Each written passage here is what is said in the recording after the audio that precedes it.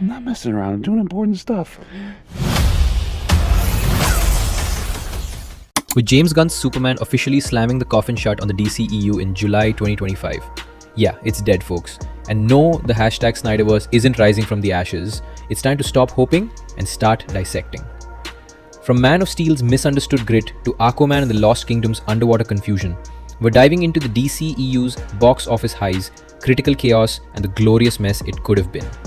Was it doomed from day one, or just butchered by boardrooms and bad edits? Let's break the fourth wall and tear this universe open. Let's rewind to 2013, when the DCEU officially kicked off with Zack Snyder's Man of Steel. A bold move by Warner Brothers, especially riding right behind the $1.5 billion monster that was Marvel's The Avengers and Nolan's The Dark Knight Rises, which had just crossed the $1 billion mark. The bar? Absolutely sky high. Man of Steel was WB's first swing at building a shared universe to rival the MCU.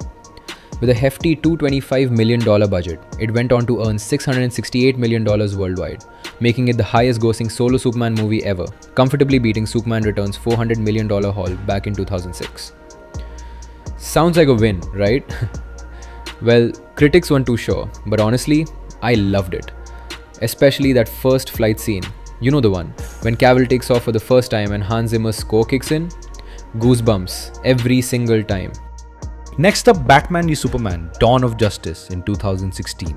This was a superhero movie everyone was hyped for. Batman and Superman on screen together for the first time? The internet was on fire.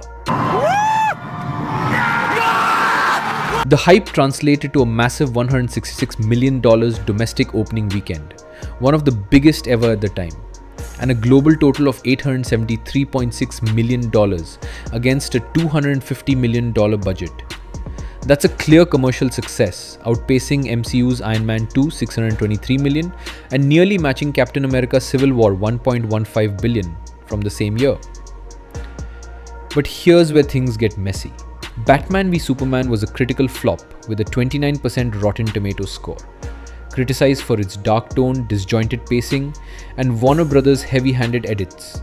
The theatrical cut slashed 31 minutes from Snyder's vision, and many believe the extended Ultimate Edition could have pushed it past $1 billion if released in theaters. Warner Brothers' interference dulled the film's potential. Still, $873 million is no flop, and it set up the DCEU's Justice League.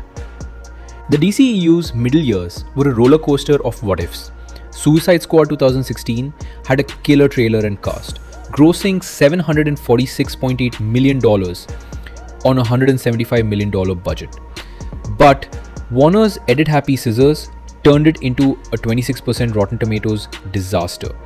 Then Wonder Woman 2017 saved the day, $821.8 million on a $149 million budget, 93% on Rotten Tomatoes, matching Spider-Man Homecoming, $880 million.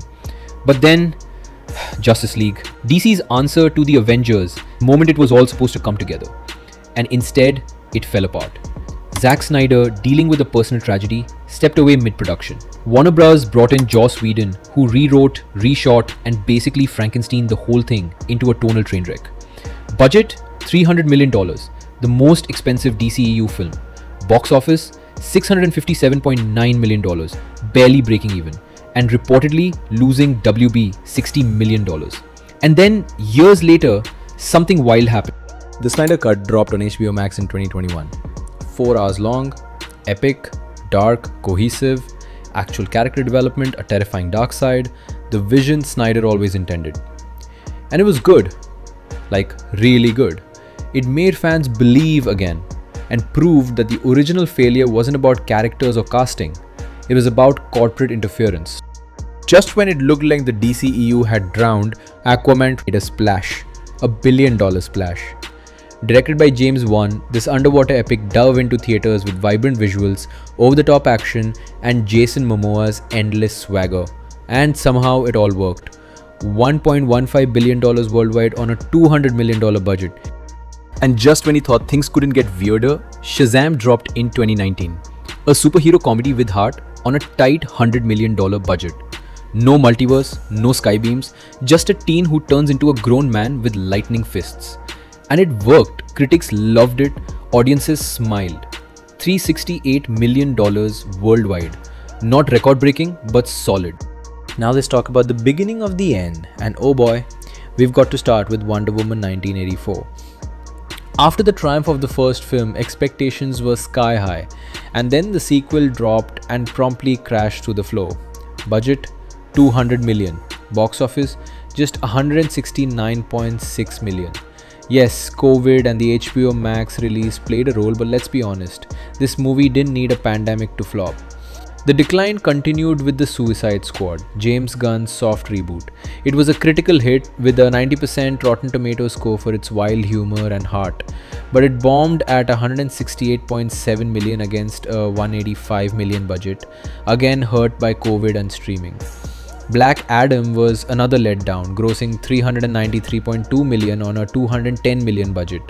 Dwayne Johnson hyped it as a game changer, but the generic plot and weak villain disappointed critics and audiences. Shazam! Fury of the Gods grossed $134.2 million on a $125 million budget, failing to capture the first film's charm. The Flash was the final nail, grossing $271.3 million on a $200 million budget. Despite Ezra Miller's performance and cameos, its messy multiverse plot and CGI issues tanked it. Blue Beetle earned $130.8 million, too niche to break out, and Aquaman and the Lost Kingdom closed the DCEU with $439.3 million. Decent, but a far cry from the first Aquaman's $1.15 billion. The DCU's first 7 films grossed a total of $5.29 billion, averaging $755 million per film. The MCU's first 7 grossed $5.02 billion, averaging $717 million.